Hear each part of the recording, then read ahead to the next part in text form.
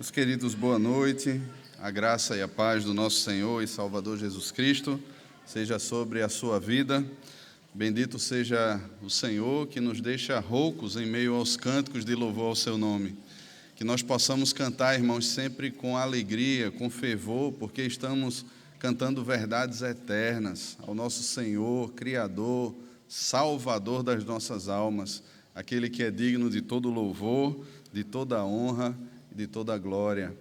Abra sua Bíblia, a palavra do Senhor, em Mateus capítulo 7, farei a leitura do versículo 1 ao versículo 5 e peço que você acompanhe com atenção a leitura da palavra do Senhor. Mateus capítulo 7, do versículo 1 ao 5. Seguimos com a exposição do Sermão do Monte. Estamos aqui já adentrando a conclusão, as partes finais desse sermão e algumas lições preciosas que o Senhor Jesus nos traz nesse capítulo 7 do Evangelho de Mateus. Mateus 7, de 1 a 5, nos diz assim a palavra do Senhor: Não julguem para que vocês não sejam julgados, pois com o critério com que vocês julgarem, vocês serão julgados, e com a medida com que vocês tiverem medido, vocês também serão medidos. Porque você vê o cisco no olho do seu irmão, mas não repara na trave que está no seu próprio. Ou como você dirá a seu irmão: Deixe que eu tire o cisco do seu olho, enquanto você tem uma trave no seu próprio? Hipócrita, tire primeiro a trave do seu olho, e então você verá claramente para tirar o cisco do olho do seu irmão. Oremos, meus irmãos. Senhor, abrimos e lemos a Tua palavra, que é verdade do Senhor para nós, é inspirada, é autoritativa, e pedimos, Pai, que o Teu Espírito, que é o Espírito da verdade, conduza a Tua palavra ao nosso coração. A partir de nós mesmos somos incapazes de compreender aquilo que o Senhor nos fala, e contamos com a iluminação do Teu Espírito, Pai, que o Senhor nos fale, nos pastoreie, nos exorte, nos console, nos ensine a viver a vida do reino. Nós assim oramos no nome de Jesus. Amém. Como você enxerga a si mesmo? Como você se avalia? Como você se percebe? E veja, eu não estou falando da sua beleza deslumbrante diante de um espelho, daquilo que você enxerga todas as manhãs quando você acorda e está ali pleno, como se não tivesse uma noite de sono, nem o seu rosto estivesse amassado e você se considera a última Coca-Cola do deserto naquele momento. Não, eu não estou falando sobre isso. Mas como é que você observa o seu próprio coração? Como é que você se avalia? É fato, irmãos, que nós nos avaliamos bem melhor do que nós somos. Em alguns momentos nós nos ajoelhamos na liturgia do culto e até quando alguém vem até nós, nós temos aquela piedade santa, aquela humildade que olha para o outro e diz assim: mas eu sou tão pecador quanto você. No entanto, a maneira como nós justificamos as nossas falhas, os nossos pecados, ensinam muito sobre nós, falam muito a nosso respeito. Por exemplo, quando você se atrasa para um compromisso, ao invés de assumir que você foi relapso com alguma coisa, foi irresponsável com o horário, é muito mais fácil para nós, para ficarmos bem na fita: olha, a culpa foi do trânsito, ou daquele motorista lá que o sinal abriu e ele estava no celular e não arrancou no momento certo, por isso eu atrasei. Quando, de repente, alguém nos questiona sobre algo, a atenção que nós merecíamos ou pensávamos merecer e não recebemos, nós dizemos assim: olha, eu cometi adultério porque a minha esposa ou o esposo não me dava a atenção que eu merecia. Olha, não agiram comigo, ou ele não agiu comigo como eu esperava, ou como eu pensava que deveria se agir. Nós olhamos, e de repente, quando atravessamos um sinal vermelho, nós pensamos a respeito de nós mesmos que tínhamos um compromisso inadiável, estávamos correndo para algo, a nossa pressa era maior do que a pressa dos outros, e aí eu tive que passar aquele sinal vermelho: seu guarda, por favor, releve essa multa. A grande questão, irmãos, é quando isso acontece com o nosso próximo. Quando isso acontece com algum irmão da igreja, será que nós tratamos com a mesma tolerância que tratamos os nossos pecados?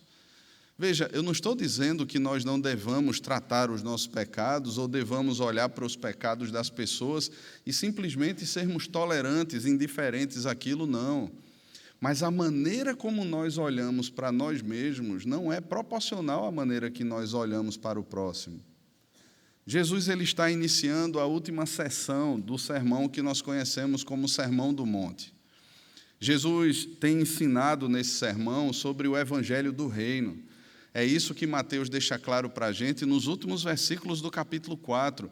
Jesus pregava o Evangelho do Reino, ensinava nas sinagogas. A partir do capítulo 8 até o capítulo 10, nós temos aquilo também que Jesus fazia no seu ministério. Ele curava as pessoas, ele tinha compaixão das pessoas. E essa compaixão levava a Jesus não a ser indiferente, mas como alguém que de fato se preocupa e age em favor do próximo. Nesse conteúdo sobre o ensino de Jesus, nós temos aprendido sobre o verdadeiro significado da vida do reino. Nós temos aqui um manual do verdadeiro discipulado cristão.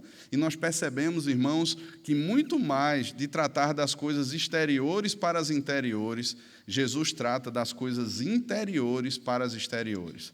Jesus não está tratando apenas um comportamento, algo externo. Jesus está tratando o coração dos discípulos e deixando claro para os discípulos que a vida no reino é, acima de tudo, uma vida de luta contra o próprio coração. Jesus aqui ele traz sentenças severas, como nós já estudamos aqui nesse sermão, mas, acima de tudo, essas sentenças que dizem respeito até a outras pessoas, que ele chama de hipócritas, que ele chama de religiosos, também diz respeito ao coração dos discípulos, porque estes cresceram dentro desse ambiente. Lembre também que o público que ouve, que assiste esse sermão de Jesus, é composto por duas camadas. A primeira camada é a camada dos discípulos, a camada daqueles que estão próximos a Jesus. A camada daqueles que enxergam a si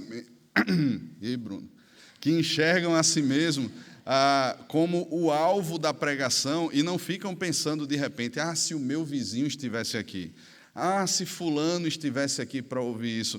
Eles se percebem como o alvo do sermão de Jesus, eles têm ali o seu coração tratado pelo Senhor. A segunda parte, ou a segunda camada, é a multidão. A multidão está presente também ouvindo a mesma pregação. No entanto, a multidão ouve e não pratica.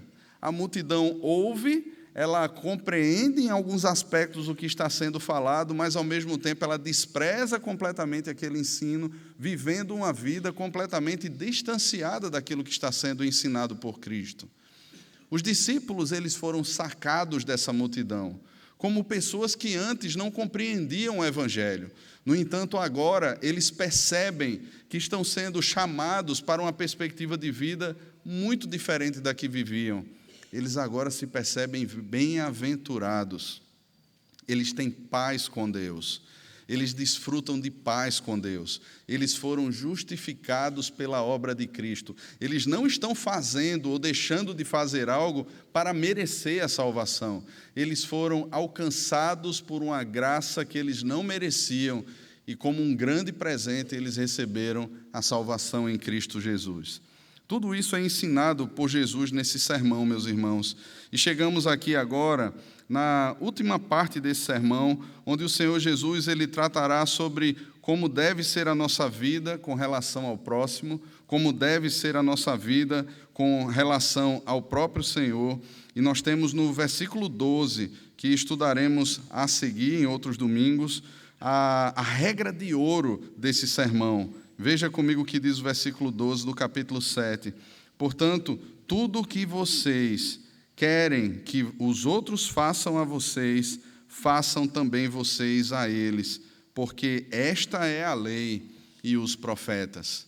Jesus está nos ensinando, irmãos, como nós devemos viver nesse mundo. E aqui, então, eu quero convidar os irmãos a pensarmos sobre o seguinte tema: aprendendo a julgar. Aprendendo a julgar. E aí, de repente, você já vem com aquela máxima que muitos dizem por aí, né? É comum nós ouvirmos as pessoas falarem sobre isso. Quando emitimos algum tipo de julgamento, o que é que as pessoas geralmente digam? Olha, irmão, não julgue, viu? Não julgue para que você não seja julgado. O Senhor Jesus nos ensina a não julgar. Como é que agora você tem um tema dizendo aprendendo a julgar? Que história é essa? Então vamos lá, meus irmãos, o que é que nos diz o versículo 1 e o versículo 2? Volte seus olhos à Escritura e perceba o que Mateus nos ensina aqui. Não julguem para que vocês não sejam julgados, pois com o critério com que vocês julgarem, vocês serão julgados. Perceba que Jesus não está condenando o julgamento. Julgamos o tempo todo, meus irmãos. Por exemplo, quando você vai escolher a roupa que você vestirá, você faz um julgamento naquele momento. Quando um jovem ele está procurando uma moça para namorar, e esse jovem é um rapaz crente, piedoso, ele vai buscar na palavra de Deus, na Escritura, os critérios, e por meio desses critérios ele julgará aquela moça, se ela é ou não uma moça que está pronta para começar um relacionamento com ele com vistas ao casamento.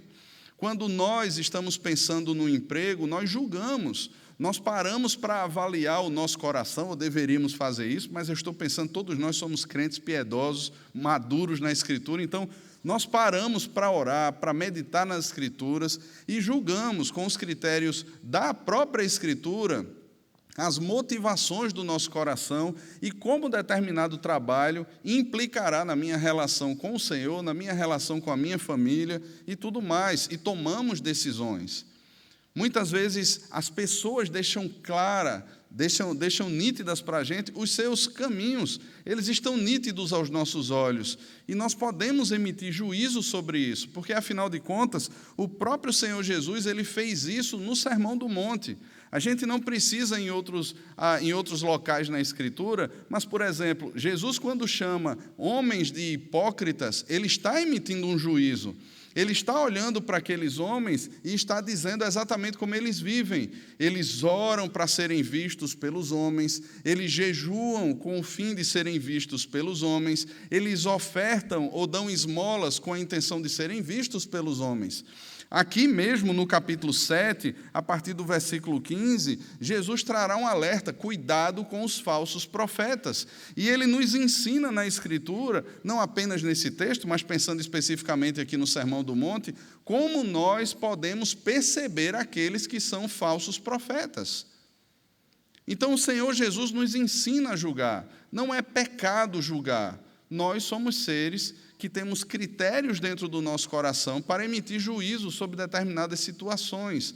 O grande problema, irmãos, é que Jesus, antes de tratar a questão em si, ele trata o coração daquele que julga. E é esse o ponto aqui colocado por ele nos versículos 1 e no versículo 2, nos versículos 1 e 2. Perceba, Jesus está tratando com o julgador aqui. Jesus está tratando com aquele que se coloca como juiz nesse momento. E é algo que nós precisamos, então, aprender para lidar primeiro com o nosso coração antes de lidar com o nosso próximo. Veja, então, Jesus não está condenando o julgamento, nós julgamos o tempo todo, porém, os critérios precisam ser analisados. Para quem olhamos quando estamos julgando alguém, essa é a grande questão. E o problema aqui, irmãos, é que os religiosos da época, eles olhavam para si. Eles não olhavam para a Escritura Sagrada, nem tampouco as ações graciosas de Deus na história, mas eles olhavam para si. Eles julgavam o outro a partir de si. Eles julgavam as pessoas a partir da sua régua de medir. Eles não usavam a régua da Escritura, mas eles usavam a sua própria régua de medir. E aí nós temos um padrão, irmãos, que, como eu falei na introdução desse sermão, é completamente desassociado da Escritura, porque eu sempre olharei para mim de uma maneira diferente. Eu não olharei para mim como, de fato, a Escritura me descreve. Eu olharei para mim muito melhor. Eu sou o filho que Deus sempre quis ter. Depois de Jesus, eu sou o filho mais amado de Deus. A gente se percebe assim, irmãos. A gente tem lá aqueles momentinhos de piedade que a gente diz, eu não sou tão bem assim, mas nós nos vemos como muito bons. E o fato é, quando nós avaliamos outras pessoas, nós avaliamos essas pessoas a partir de nós mesmos. E é essa questão que o Senhor Jesus está levantando aqui para os seus discípulos. Quais são os critérios que nós deveríamos usar? E note aqui que ele trabalha muito bem a consciência dos discípulos com relação a esse critério. A falta de uma consciência precisa de si me conduz a um julgamento errado. Eu olho para as pessoas e, de repente, aquele meu pecado no trânsito, ou aquele meu pecado com os meus filhos, aquele meu pecado com a minha esposa, quando é visto em outra pessoa, eu passo a julgar de uma forma totalmente diferente. Lembra de Jesus diante daquela mulher que foi pega em flagrante adultério? Ele questiona ali aqueles homens. Veja, Jesus não está tolerando o pecado daquela mulher. Jesus não está sendo complacente com o pecado daquela mulher. No entanto, irmãos, a maneira como aqueles homens estavam julgando e condenando aquela mulher não era só alheia à lei do Senhor. Que deveria julgar, ou quem deveria julgar, era o próprio sacerdote. Haveria todo um processo instaurado para que houvesse uma condenação. Aqueles homens estão tentando pegar Jesus, estão lançando uma casca de banana para Jesus cair, para ver se ele cai, e também estão se julgando acima daquela mulher. Olha, ela foi pega em flagrante adultério. E Jesus confronta o coração daqueles homens. Quem não tiver pecado, atire então a primeira pedra. Jesus confronta a natureza do coração daqueles homens. Afinal de contas, eles olhavam para aquela mulher e diziam assim: nós somos superiores. A própria interpretação da lei que o Senhor Jesus trata no capítulo 5 de Mateus, ela confronta a maneira como os religiosos interpretavam a lei. Jesus vai dizer: vocês ouviram o que foi dito, e ele traz aspectos legais. Estavam presentes na lei do Senhor, e ele antes afirmou que não veio revogar a lei, mas que veio cumprir a lei. Porém, quais eram os critérios que os religiosos da época julgavam os outros? Eram seus próprios critérios. Olha, a Escritura diz: não adulterarás, e eles diziam assim: nós não adulteramos. No entanto, no seu próprio coração havia adultério. E o Senhor Jesus, então, ele trata o coração quando ele diz assim: aquele que olhar para uma mulher com intenção impura no coração, adulterou com ela. Perceba, quando ele passa essa régua, quem consegue ficar de pé? Qual deles poderia ficar de pé e bater no peito e dizer assim: eu nunca olhei, eu nunca cobicei, eu nunca mirei contra ninguém, eu nunca matei ninguém no meu coração, eu nunca roubei, eu nunca tive inveja de ninguém, olha, eu nunca usei o nome de Deus em vão. Qual o critério da lei, irmãos, poderia ser usado ali? Talvez da boca, ou aquilo que é exterior, naquilo que é exterior, eles fossem impecáveis. Mas ninguém passa, irmãos, quando a régua do Senhor, ela passa no nosso coração. Ninguém fica de pé, batendo no peito, dizendo assim: olha, eu sou íntegro, eu sou perfeito nessas questões. E isso revela a necessidade que nós temos de um Redentor. Isso revela para nós que nenhum de nós, a partir de nós mesmos, temos condições de nos salvar, de trazer para nós mesmos a coroa da justiça pela força do nosso braço, dizendo assim: eu consegui, eu conquistei, eu venci, eu fiz, eu me apossei disso, eu sou bom o suficiente. Deus olha para mim e diz assim: parabéns, campeão, você chegou lá, como você é diferente. Nenhum de nós, irmãos. O fato é que nós somos completamente carentes do Senhor Jesus. Mas quando desprezamos essas verdades, irmãos, nós nos orgulhamos das nossas arrogantes pretensões. Nós passamos a olhar o outro como sendo um total devedor e constante devedor, e nós não. Nós passamos a olhar o outro e julgamos os outros com base em nós mesmos. E a gente passa a se orgulhar até mesmo quando os outros pecam. Eu já vi pessoas com aquele sorrisinho amarelo no canto da boca, dizendo assim: fulano caiu, né? Como se naquele momento a pessoa estivesse dizendo assim: eu jamais cairia nisso. Dessa água eu jamais beberia. Porque o critério que está sendo usado é a própria vida, é uma consciência enganosa sobre quem somos. Nós nunca olhamos para nós como de fato somos. O outro aspecto que o Senhor coloca aqui nesses versículos 1 e 2 é a medida. Porque se o critério está errado, a medida ou a pena será diferente também. será proporcional ao critério. A pena nunca será proporcional ao que o Senhor nos ensinou, ao que a palavra de Deus preceitua. Ou ela será leve demais porque temos uma visão liberal acerca de nós mesmos, libertina acerca de nós mesmos, ou ela será extremamente rígida, porque é assim que nós nos enxergamos e vemos a nossa justiça como uma conquista dura e suada, e você tem que sofrer para conquistar isso também. Nós passamos assim a impor as sentenças sobre as pessoas. Quando nós estamos num gabinete pastoral, ou um líder de grupo, num aconselhamento, ou nas conversas, é sábio, irmãos, que nós nunca venhamos a ouvir uma versão apenas. Ouvir as duas versões. Ouvir a pessoa que está falando, que trouxe uma denúncia, e ouvir a outra parte também. E, de repente, buscar até mais aspectos. No início daquela guerra da Ucrânia, né? Eu vi uma porta-voz da Rússia falando sobre os motivos que levaram a Rússia à guerra.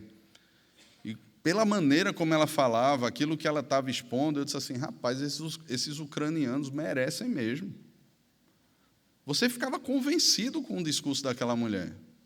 Daqui a pouco entra o presidente da Ucrânia e começa a falar ali as razões ou as coisas que estão acontecendo. Aí você diz assim, espera aí, não, eles são mentirosos. Esses aqui agora, olha, esses aqui é que estão falando a verdade. É difícil para a gente interpretar as coisas que estão distantes. É difícil. No entanto, irmãos, precisamos de critérios. E veja, não são critérios do nosso coração para que façamos essas avaliações. São critérios que devem ser biblicamente orientados, para que nós percebamos a realidade por meio desses critérios, para que nós avaliemos, analisemos a realidade por meio desses critérios. E aí você me pergunta, o que é que a política do Brasil tem a ver com isso? O que é que a guerra da Ucrânia tem a ver com isso? O que é que essa batalha que estava acontecendo ainda lá em Israel, no Oriente Médio, tem a ver com isso? Tem tudo a ver com isso.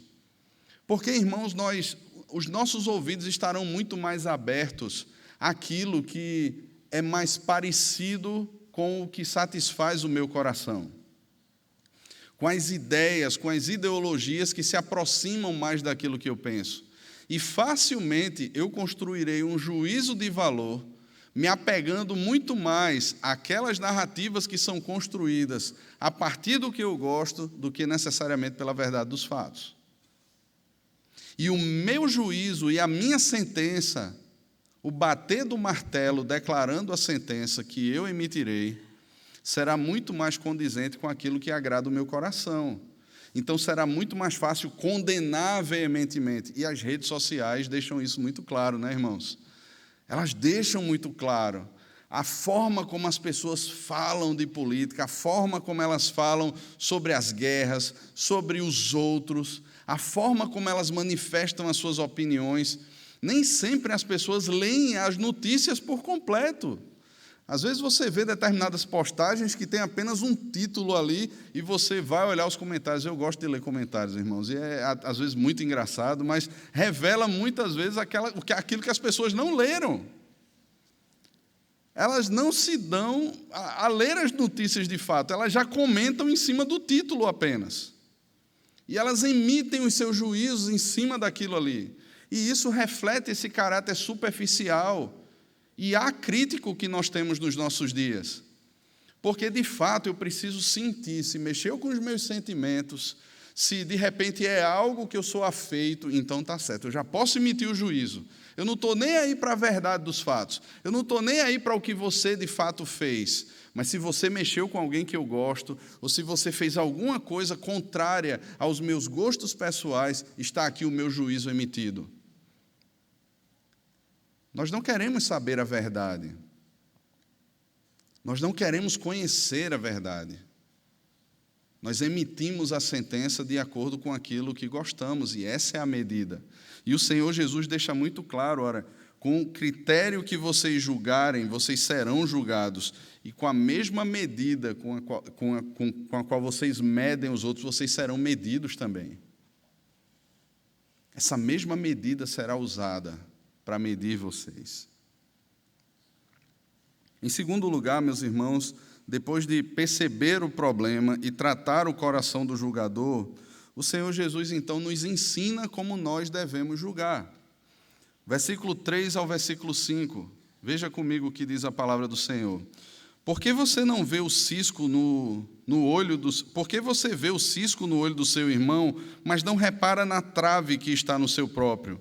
Ou como você dirá a seu irmão: deixe que tire o cisco do seu olho quando você tem uma trave no seu próprio?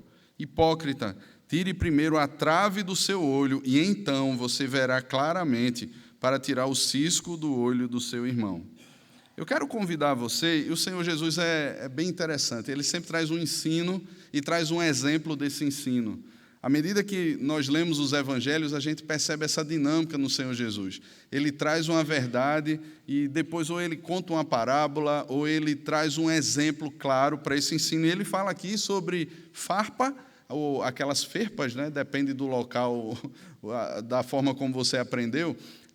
Quando você mexe com madeira, às vezes entra, né, aquela farpinha lá no dedo, aquela coisa assim. Ele fala sobre essa farpa minúscula.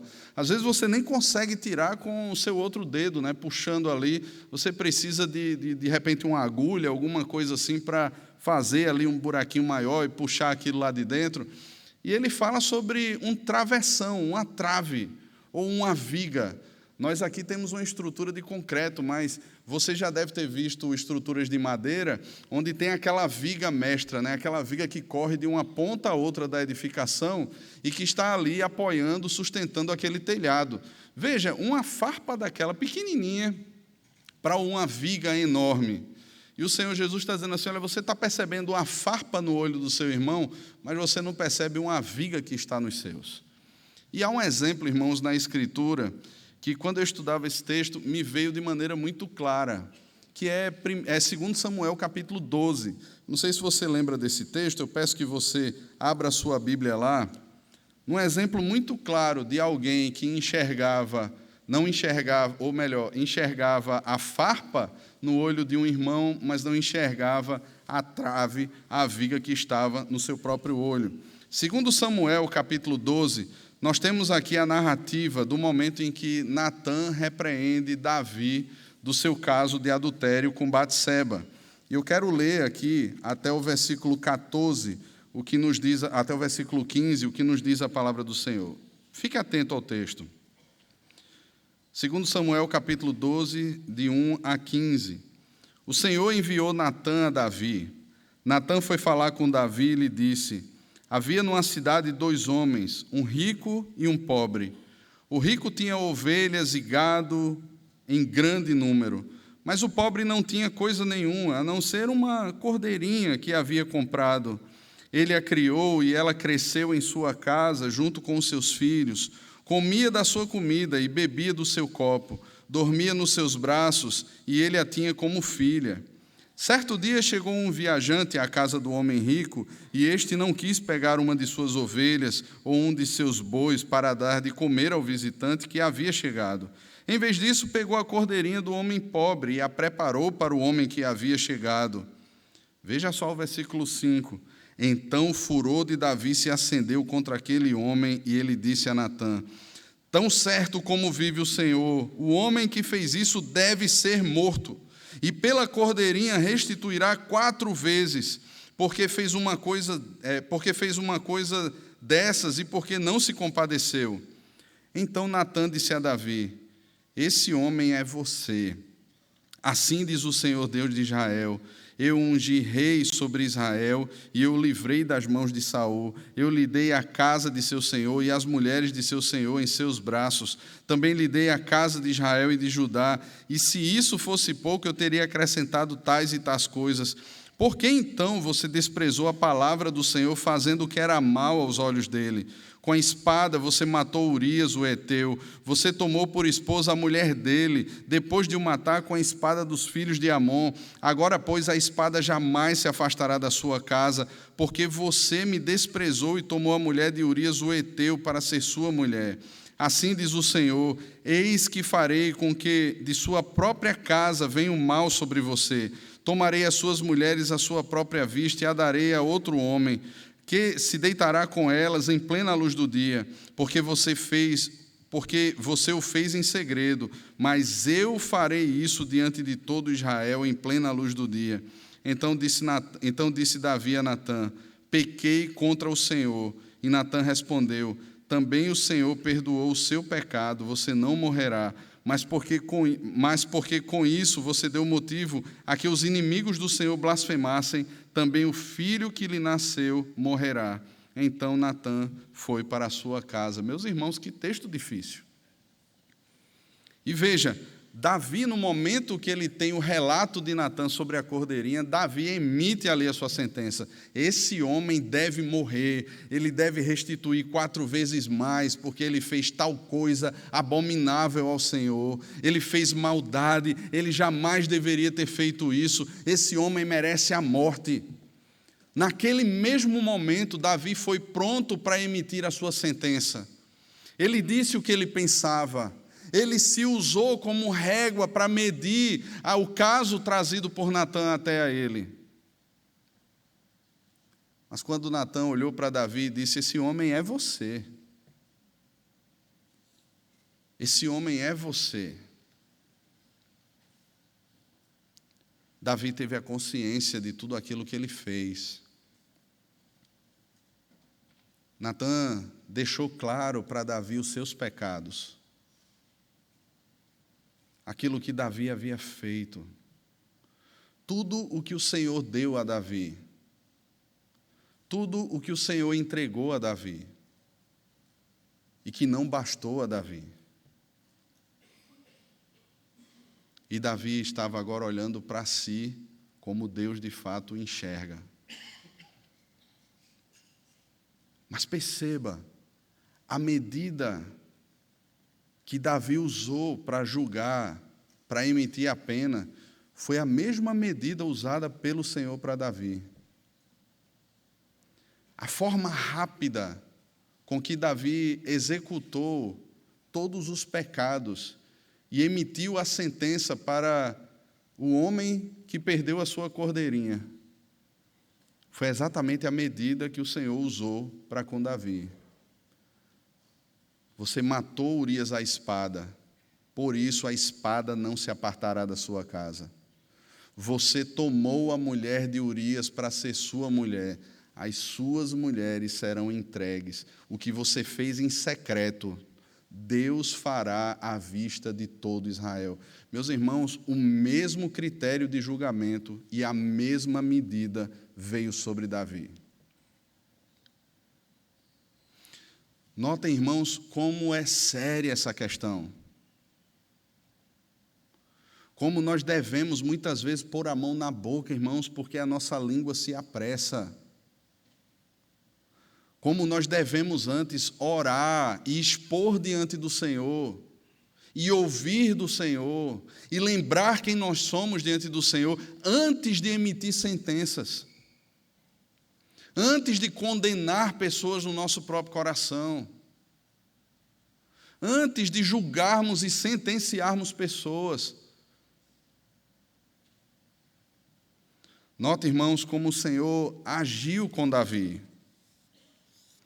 Note, irmãos, como Davi recebeu do Senhor. Exatamente isso que Jesus está ensinando aqui aos seus discípulos. O mesmo critério e a mesma medida. Você consegue ver a farpa, mas você não vê a trave.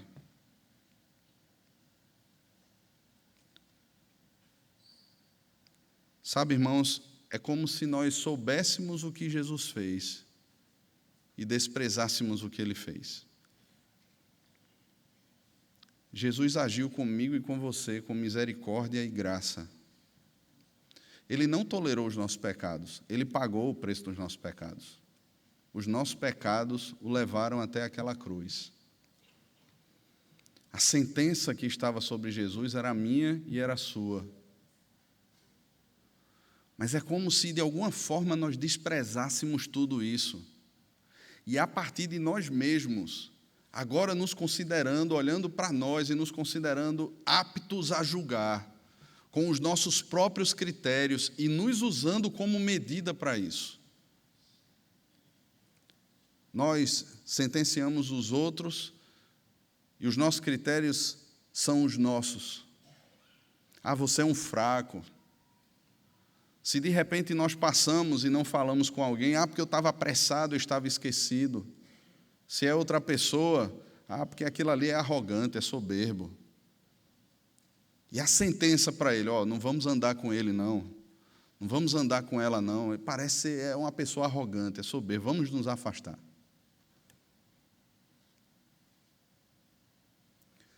Narrativas que muitas vezes construímos, irmãos, sem levar em consideração aquilo que Jesus fez por nós. Aquilo que Ele fez. Qual era a culpa de Jesus? Qual foi o pecado de Jesus? Mas Ele se fez pecado por nós. É uma mudança de critérios e de medidas.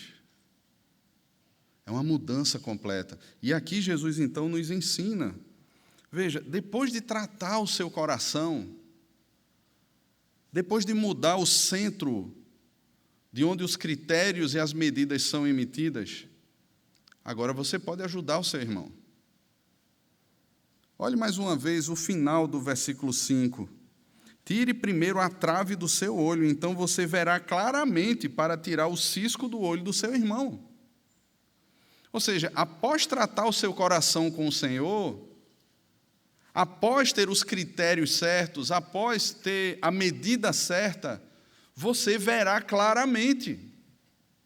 Não é mais o que você quer ver, não serão mais os seus gostos pessoais, não será mais a maneira como você interpreta você mesmo e é levado para interpretar o outro, mas agora é de acordo com como o Senhor enxerga e como Ele trata as questões. E nós poderemos, então, ver claramente, para de forma cirúrgica, tirar o cisco do olho do nosso irmão. Veja, imagina, se é difícil tirar uma farpa do dedo, tirar o cisco, a farpinha lá do olho do nosso irmão. A trave saiu dos nossos. Foi tratada biblicamente.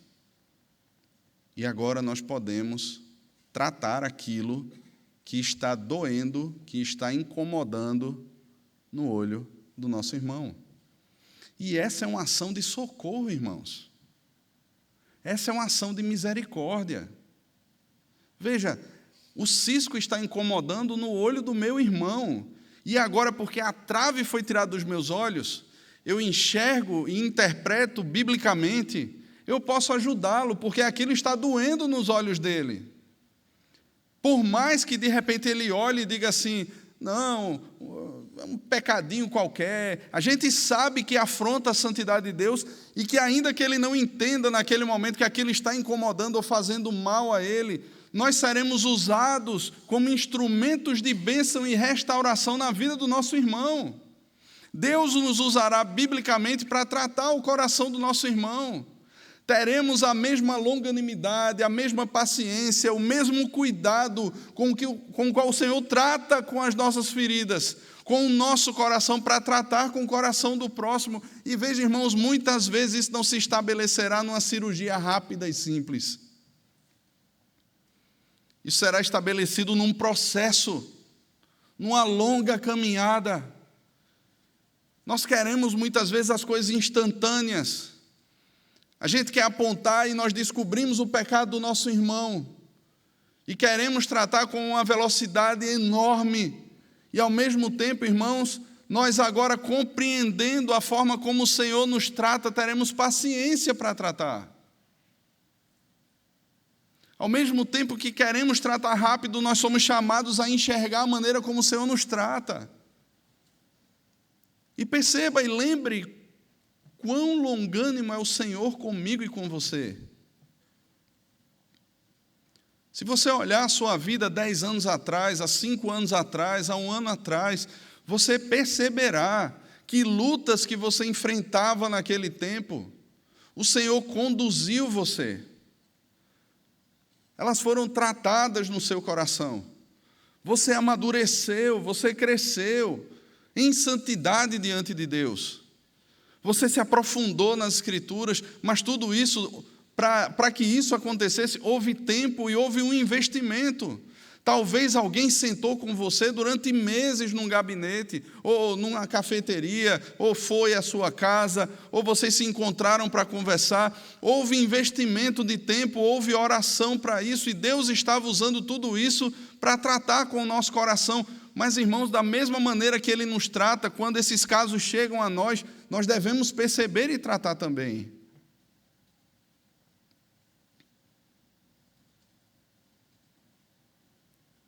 E isso requer, meus irmãos, essa compreensão de quem é o Senhor e de quem nós somos diante do Senhor. Essa compreensão sem maquiagem, sem Photoshop, sem filtro, porque é assim que o Senhor nos enxerga. Essa compreensão sem máscaras, sem hipocrisia, porque é exatamente isso que o Senhor Jesus condena aqui, é o julgamento hipócrita. É o julgamento teatral. É o ator que sobe no palco para julgar, mas ele mesmo olha para si como alguém sem mazelas, sem pecados.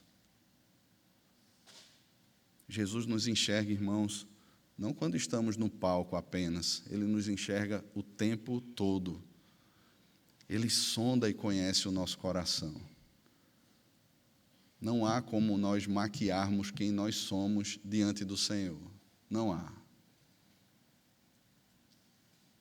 E da mesma forma como Ele nos trata, com os mesmos critérios e medidas, nós somos chamados a tratar os nossos irmãos. A ter compaixão dos nossos irmãos. A caminhar quantas milhas forem necessárias com os nossos irmãos. A olhar para os nossos irmãos como o Senhor olha para nós e como nós nos enxergamos diante do olhar do Senhor.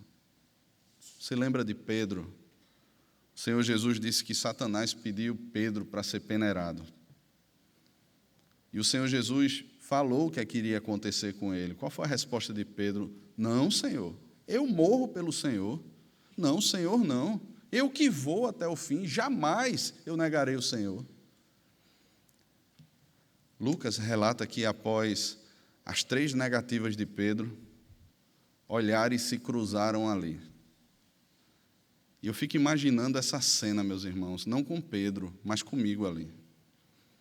Naquele momento que o Senhor olhou, e os olhos de Pedro, e os meus olhos, e os seus olhos se cruzaram com o de Jesus naquele momento. Os nossos olhares se cruzaram. E ali Pedro teve a consciência de quem de fato ele era. Ele teve a consciência de que ele não tinha forças, de que ele era um covarde, de que ele era fraco, de que ele era pó. E Lucas vai dizer que Pedro chorou amargamente. Mas há redenção, irmãos, porque após a sua ressurreição, Jesus foi ter um segundo encontro com Pedro. Se o seu primeiro encontro com Pedro se deu numa praia, quando Pedro pescava, o seu segundo encontro, nesse momento de redenção, de restauração, se deu numa praia também, enquanto Pedro pescava. Quando Pedro vê Jesus na beira do mar, Pedro se lança às águas e nada até a Jesus, nada até Jesus. E eles têm ali um dos diálogos mais profundos. Jesus olha para Pedro e diz assim: Pedro, tu me amas? Claro que eu te amo, Senhor. Apacenta as minhas ovelhas. Pedro, tu me amas? Amo, Senhor. Apacenta as minhas ovelhas. E na terceira vez, irmãos, Pedro, tu me amas? Pedro responde de uma maneira diferente. Senhor, tu sabes todas as coisas. E eu creio, irmãos, que naquele momento um filme passou na mente de Pedro. E Pedro lembrou de quem ele era. Pedro lembrou de toda a sua arrogância e até onde ela o conduziu. Talvez Pedro tenha lembrado ali daqueles olhares que se cruzaram naquele momento, e ele disse: Senhor, Tu sabes todas as coisas. Tu sabes que eu te amo. E Jesus olha para Pedro, irmãos, e não despreza Pedro. Mas Jesus olha para Pedro e diz: segue-me. E essa é a nossa vocação, irmãos. É desse Salvador que nós precisamos. E é esse Salvador que nós temos. E assim como ele ensinou os discípulos no capítulo 9 do Evangelho de Mateus a rogar ao Pai por trabalhadores para a sua seara, porque a seara branqueja, mas os trabalhadores são poucos. Ele não estava pedindo ali discípulos que simplesmente entrasse, lotasse um templo e saísse dali pensando em si. Ele não estava rogando por pessoas que fossem indiferentes, que fossem e usassem os seus próprios critérios, as suas sentenças, as suas medidas para com os outros. Ele estava ensinando os seus discípulos a rogarem ao Pai por trabalhadores que se identificassem, que chorassem juntos, que sofressem com a queda do outro, que se levantassem para dar a mão ao outro, sabendo que todos nós somos farinha do mesmo saco, somos pó do mesmo saco. Que se nós de alguma maneira pensamos estar em pé, precisamos ter muita cautela. Sabe por quê, irmãos? A soberba, ela precede a ruína. Meus irmãos, quando nós aprendemos com o Senhor Jesus, nós passamos a agir com misericórdia e graça.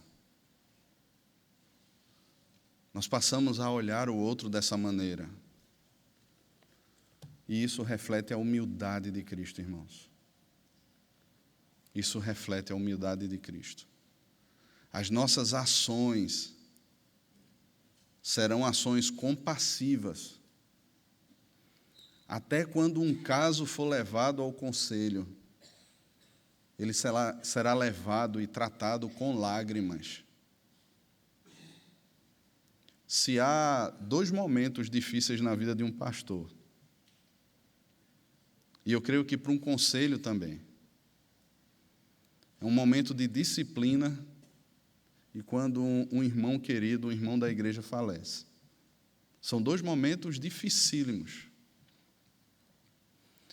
Mas quando nós compreendemos, irmãos, que a disciplina é prova do amor e da graça de Deus, porque Ele disciplina a todos aqueles a quem Ele recebe enquanto filhos, nós percebemos que não é apenas um irmão que está sendo disciplinado, mas todos nós estamos sendo disciplinados e sofremos junto com aquele irmão.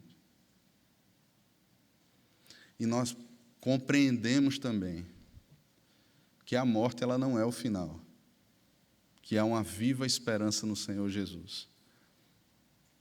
E é isso que alegra o nosso coração, mesmo nos momentos mais difíceis do ministério.